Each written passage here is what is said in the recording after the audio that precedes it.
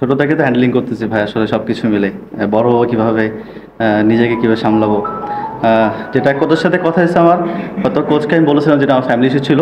হ্যাঁ, উনি হয়তো বা বুঝতে পারে নাই, বাট আমার কাছে মনে হয়েছে যে ইন্টারনাল কথাগুলো প্রেসে না বলে ভালো।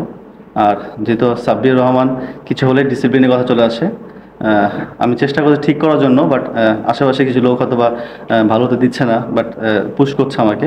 বাট টু বি অনেস্ট, এটা নিয়ে আমার তো বেশি ওয়ারিড না। আমার কাজ হচ্ছে খেলা, পারফর্ম করা, সেটাই করছি ইনশাল্লাহ। ন্যাশনাল টিমে তো এখনও তো ভাই খেলছি, যে আসলে স্বপ্ন তো সবাই দেখে।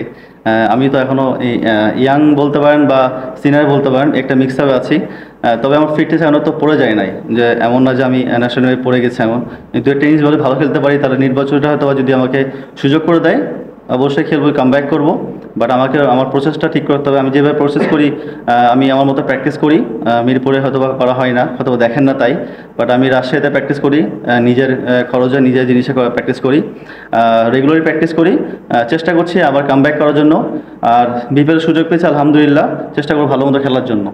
শুধু গরম কি দুঃসহ, শীত যেন কিছু নয়। আচ্ছা, হিম হিম ঠান্ডায় কাপি বসে ঠক ঠক ঘর ঘরে শুকনো চিরচির ফাটে তো কিউট কোল্ড ক্রিম মেখেই দেখো। হিম হিম ঠান্ডা এমন দিনে চাই কিউট কোল্ড ক্রিম। রাখে রাখে রাখে না নরম কোমল ত্বক এমন দিনে। ঠান্ডা দিনে শীতের দিনে cute cold cream, cute cold cream. তুচ্ছ করে শীতের ভয়, কিউট কোল্ড ক্রিম। অলওয়েজ ভাই, ইনিংসটা আসলে আমার জন্য খুব একটা কনফিডেন্স বিল্ড আপ করছে নেক্সট ম্যাচের জন্য। বা টিম জিততে পারে নাই, এটা আসলে লাভ নেই আমার ইনিংসটা। যদি ম্যাচ জিততাম, 20 রান করতাম, লাভ ছিল। But at the same time আমার যদি পার্সোনালি জিজ্ঞেস করেন, আমার কাছে খুব ভালো লাগছে এবং আমি খুব কনফিডেন্ট ফিল করছি এখন।